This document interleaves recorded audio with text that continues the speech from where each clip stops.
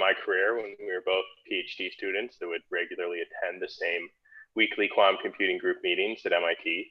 And so today, Elizabeth Crosson is a professor at the University of New Mexico, and we'll be hearing from her about designing Hamiltonians for quantum adiabatic optimization.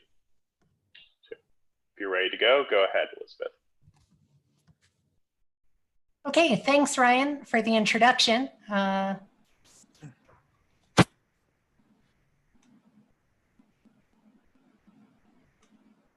Okay, so the title of my talk is Designing Hamiltonians for Adiabatic Optimization, or if you like, designing them. So I'm going to introduce a mathematical operation that we call designing. I'll mention that this work was done as part of the Quantum Enhanced Optimization program, and my collaborators, Tamim at UNM, Itai at USC, and Peter Young as well. Okay. Let me set up my screen a little bit here. Okay, so adiabatic optimization. It's a heuristic quantum algorithm that aims to minimize some real valued function on n-bit strings by remaining close to the instantaneous ground state of some parameterized Hamiltonian. So h of s, where s is a parameter going from 0 to 1. And for this general description of the algorithm, we only require that the ground state of h of 0 is easy to initialize, and h of 1 is a Hamiltonian that encodes the function f in the computational basis. Okay, so as most of you know, that if we look at the minimum spectral gap that occurs along this adiabatic parameter between the ground state and first excited state, this gives us a sufficient condition to upper bound the runtime needed to find the ground state of f by this method. So I'll phrase it here as the runtime is polynomial in the number of qubits and the inverse of this minimum spectral gap. Okay, so while this endpoint at s equals 1 is a fixed classical Hamiltonian, we might consider various Hamiltonian paths as a function of s that reach this endpoint.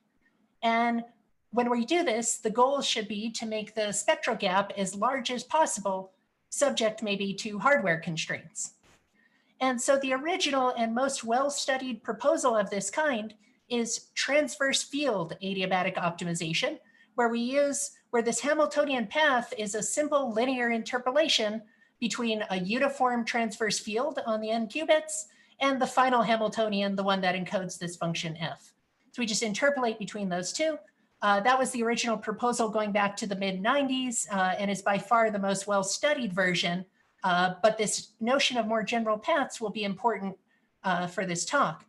Okay, so, but this transverse field adiabatic optimization, this Hamiltonian is a transverse Ising model. That is a type of stochastic Hamiltonian. The stochastic local Hamiltonian problem is less complex than the general local Hamiltonian problem. So stochastic LH is in AM. And also on the physics side, we have classical simulations for ground states of transverse Ising models that are effective in practice. And there are some rigorous results about that too.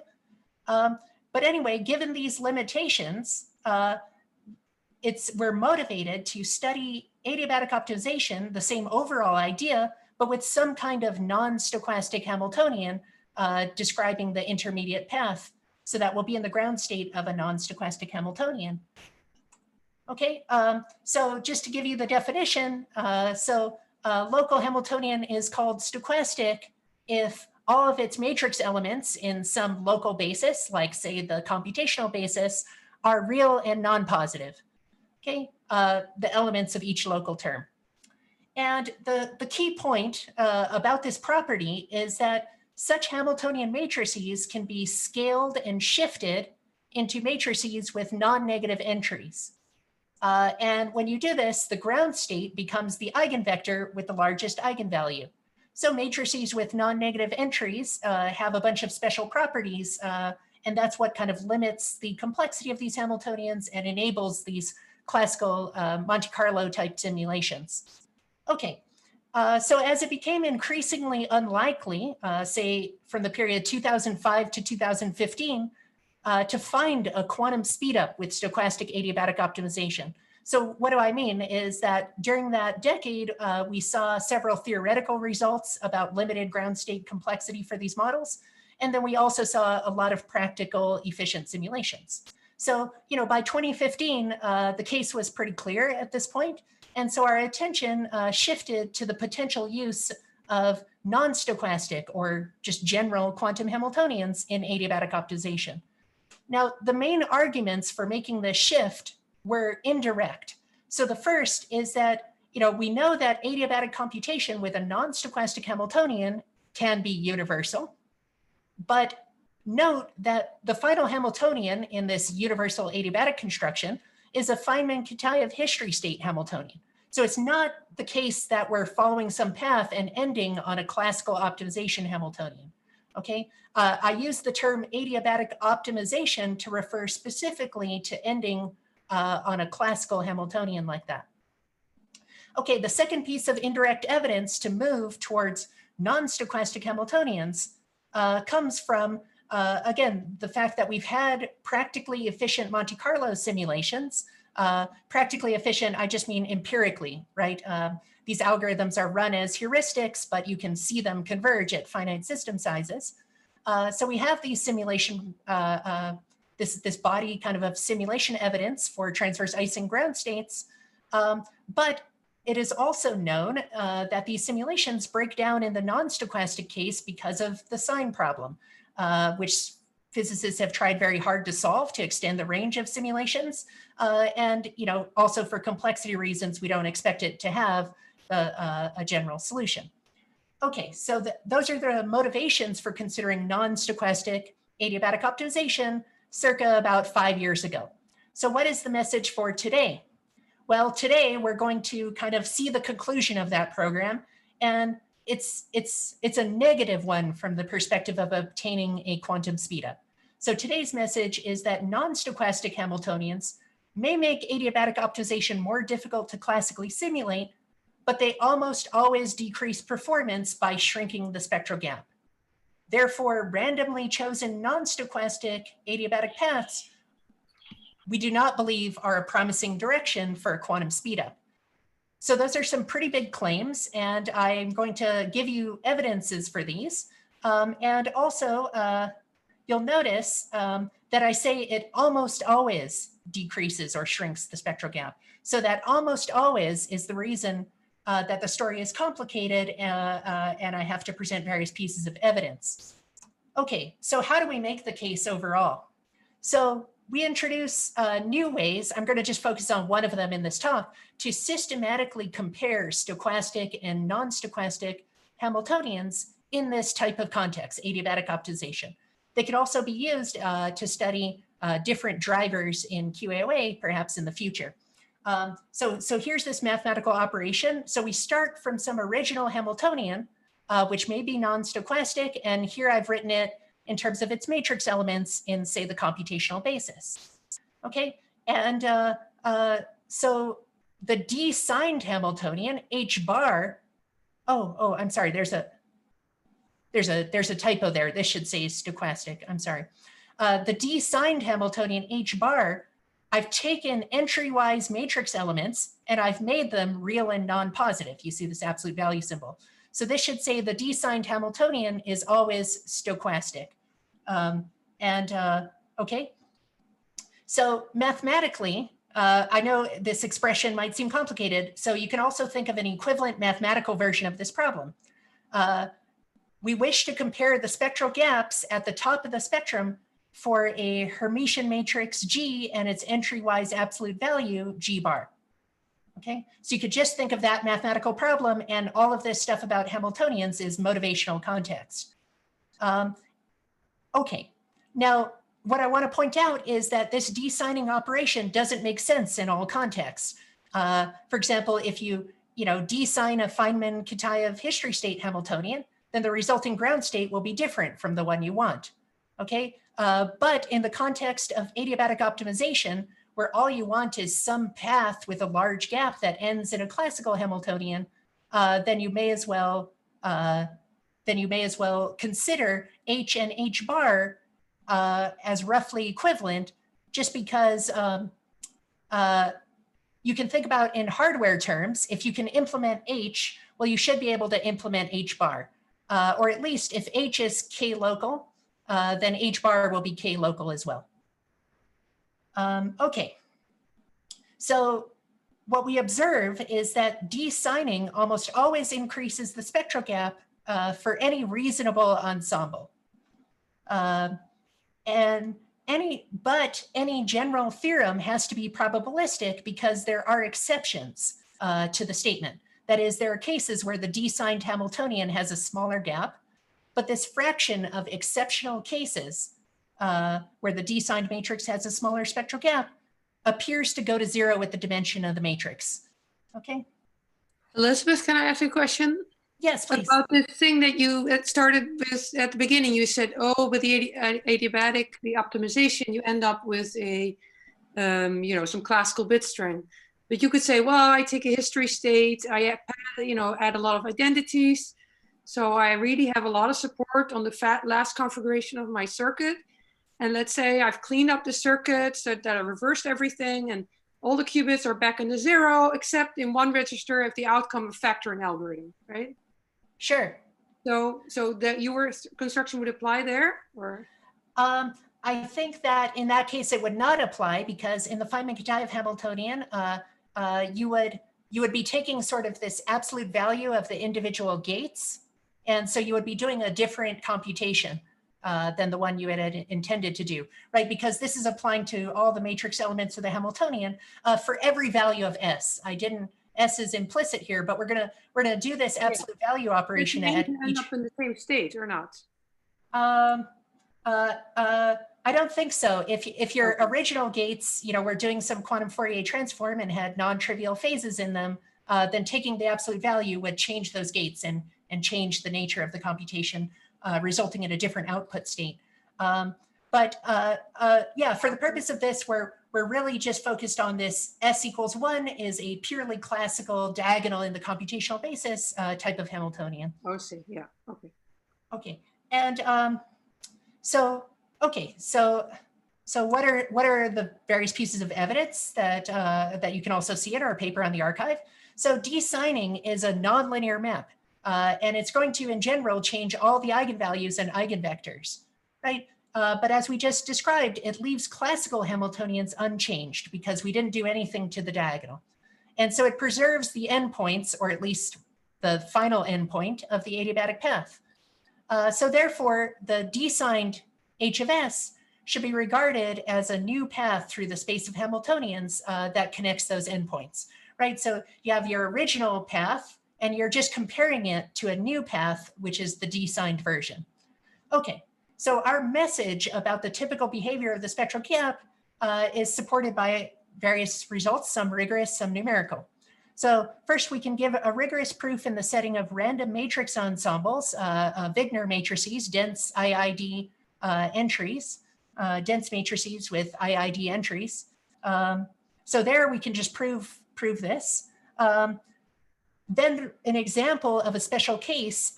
So suppose you have some Hamiltonian that is diagonal in the X basis, but now you rotate to the computational basis, and the Hamiltonian has both positive and negative phases on its matrix elements. But now you design it in the computational basis.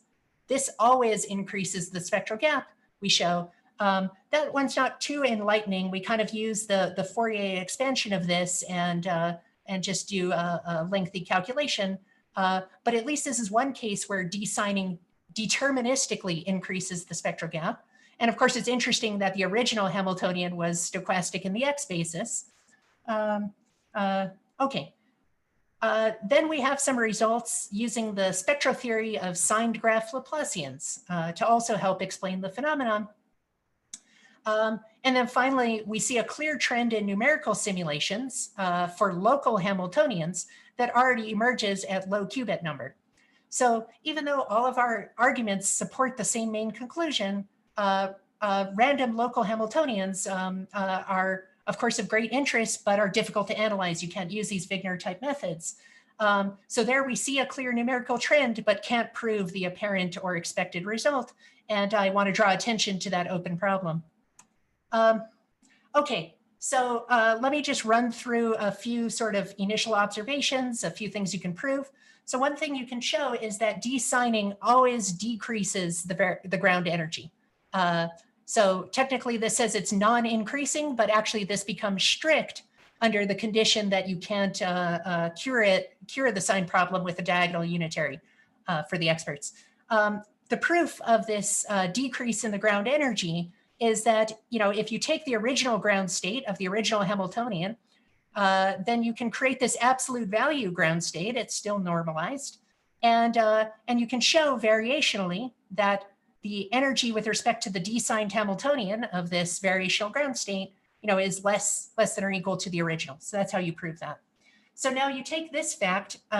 So suppose H is a positive semi-definite matrix, then, the sum of the eigenvalues for both H and H bar have to be equal. And yet we've decreased we've decreased that least eigenvalue. And so, this must increase the spacing somewhere in the spectrum. I know it's a very general argument. So now notice that if designing always increased the first excited energy, then we would be done. We would show that designing always increases the spectral gap. But it turns out this just isn't true in general.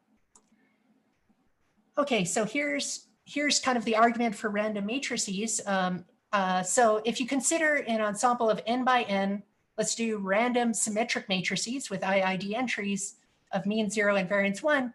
Well, this is the Gaussian orthogonal ensemble. And it has a very well-known distribution of eigenvalues, which are distributed on this semicircle between minus root n and plus root n. It turns out this semicircle property just depends on the first few moments of the IID of the distribution you're drawing entries from. And so the same semicircle applies to coefficients in -1 to 1. Now, since there are n eigenvalues, the typical spacing between them then should be order root n, 1 over root n. And then, more precise large deviation bounds for this spacing are also well known. So we're going to look at the top of the spectrum here, kind of take the mathematical view. Okay, so I'm claiming this gap, is 1 over, well, polynomial in n. Okay, so now to compare that ensemble with an ensemble that represents the d-signed or stochastic version of these matrices, define an ensemble now of symmetric matrices with non-negative IID entries. So they're chosen now uniformly from 0 to 1. Now, the key idea is that each matrix in this new ensemble, this non-negative ensemble, can be obtained from a matrix in the previous ensemble by adding a matrix with a 1 in every entry, well, and then dividing by 2. Okay, so we're adding this rank 1 matrix. The rank 1 matrix, the matrix of all 1s, it's got a single eigenvalue equal to n, and the rest of its eigenvalues are 0. And so in fact, what this does is it turns the largest eigenvalue into an outlier and creates a huge spectral gap at the top of the spectrum. Okay, so just to kind of drive that home numerically here, this is the case of random matrices with IID entries up to 10 by 10 matrices. And when we say the fraction of non-stochastic wins, those are cases where the d-signed Hamiltonian actually had a smaller gap than the original. And so we see that that fraction is basically going to 0 exponentially. And it's even worse if the original Hamiltonians had complex matrix entries. It goes to 0 even more quickly. So we just proved it, but it's also nice to do the numerics to see how quickly this effect kicks in, right? So, okay, all but 10 to the -6 fraction of the time, the d-signed Hamiltonian has a bigger spectral gap. Okay, so if I had a whole ton of time and you guys are an expert audience who I knew would be interested, I would cover these Cheeger inequalities in detail, but it's the kind of thing that is pretty involved. So let me see if I can do it just a bit of justice for people who know the basic version of Cheeger's inequality, which says that, if you have a spectral gap, you can understand the spectrum. Sorry, if you have a graph, you can understand the spectrum of its normalized Laplacian in terms of the geometry of the graph. And any graph Laplacian in this sense can be regarded as a quantum Hamiltonian, right? It ends up being a symmetric matrix, where the vertices are basis elements and the edge weights are matrix elements. So what this part of the paper is about is basically saying you could take a graph with a set of edges and vertices, and you can consider a signed version of that graph where you've put positive and negative phases on those edges. And this signed version of the graph, well, you can use some of these geometric techniques to try to compare the spectral gap of the unsigned graph, the original graph, and the signed graph.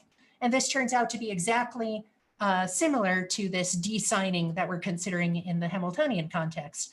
So what we do here is kind of neat. We use some higher order Cheeger inequalities. So this is called the kth order Cheeger constant, and it comes from, you're not just looking for the subset that maximizes the expansion, you're partitioning the graph into, say, 4 subsets, and you're considering the minimum over all partitions of the maximum expansion of any of those subsets, right? And then if you do this, the reason to do this with not just 2 subsets, as in the standard Cheeger case, but with k of them, is that you can actually get up to the kth eigenvalue above the ground energy. And you can get these inequalities.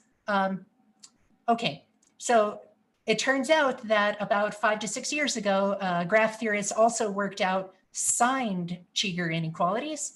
And what basically happens is that you have to account not just for the edge expansion in the standard case, but also for this new frustration index, which essentially comes from the phases on edges. Technically, it's defined in terms of trying to basically partition the vertices into 2 subsets with the smallest number of internal negative edges and the smallest number of positive edges between them. But basically what this does, this frustration index, is it pushes up all the Cheeger constants. And by the higher order Cheeger inequality, it pushes up all the eigenvalues of the signed graph Laplacian. Okay, so in other words, here's the picture, right? In the stochastic case, we have we have this big gap, and in the non-stochastic case, the ground state goes up. The first excited state also goes up, but not as much, and so on. And so the whole spectrum gets a bit compressed. Again, this is kind of an attempt to explain what we're seeing. We prove kind of we prove a theorem that is based on the comparison of these 2 graphs, but it depends on some geometric factors that are hard to evaluate. I guess for reasons of time, maybe I can kind of come back to this. I want the essential takeaway point to be that this frustration index is pushing up all the eigenvalues and pushing up the ground energy by the most. I think that's what I can say. Okay, and lastly, we did our numerical experiments are based on a, we just chose a particular problem, which is MaxCut for the final Hamiltonian. And we considered random path changes. So here you can see this term s times 1 minus s becomes largest in the middle. We chose the alpha ij's by various methods. We chose them randomly. We chose them uniformly. There's a lot of different things you can consider. So basically all of these graphs show the fraction of non-stochastic winds as the number of qubits, say, goes up to 20. And basically what you can see is that when you take this random approach, we're getting 2%, right, at best. So 2% of the time, it's better to use a random stochastic Hamiltonian as opposed to its designed counterpart. So if you just look at the y-axes, you get very few non-stochastic winds. The designed Hamiltonians are almost always better. yeah, that's kind of what I want the main message to be. So I think it's worth reflecting on the history just briefly. These non-stochastic Hamiltonians were one of the last great hopes for this original proposal of adiabatic optimization. And you know, perhaps in the NISC era, we've seen a lot of equivocation between hardness of classical simulation and useful algorithmic enhancement. So this is a case where those two did not go together. Right, the non-stochastic Hamiltonians are harder to simulate, but they're actually worse in terms of algorithmic performance. Okay, and so basically, given the body of negative results, you know, this heuristic quantum optimization community that has worked on these kind of things, you know, we're kind of being forced to leave the ground state. And you know, an intriguing new direction is this diabatic quantum annealing, which is found to be related to the quantum approximate optimization algorithm. So here's a quote from a paper. Our results indicate that QOA is closely related to a cleverly optimized diabatic quantum annealing path that can overcome limitations set by the adiabatic theorem. So when I say diabatic, I mean you're going faster than the rate that would be allowed by the adiabatic theorem. And so you're leaving the ground state and exploring higher parts of the spectrum. That's one direction this community could go in. And then another view is that perhaps as theorists, we should be trying to treat these heuristic optimization algorithms more generally, right? So, you know, perhaps a general shortcoming is that they aren't using enough structure of the problem to really get a quantum speedup. So maybe there's some way to formulate a general no-go result for these algorithms that attempt to just use gates or dynamics generated by the classical problem Hamiltonian. Kind of a wild idea, but it would be nice to stop playing whack-a-mole where the goalposts keep shifting and we have to address new proposals that are harder to analyze and get something a little more sweeping. You know, it took us at least 5 years to resolve this non-stochastic question, and we would like to, if we're wrong, prove ourselves wrong more quickly than that. Thank you.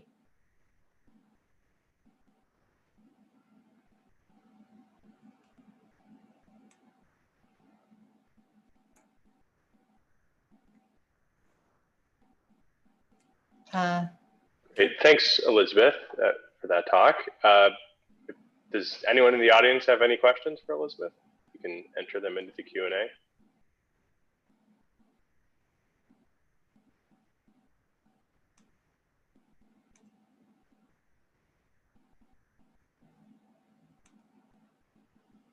All right, I suppose not then. So in this case, I suppose this concludes the conference for today. So thank you all for participating, and maybe let's have a round of applause for our speakers.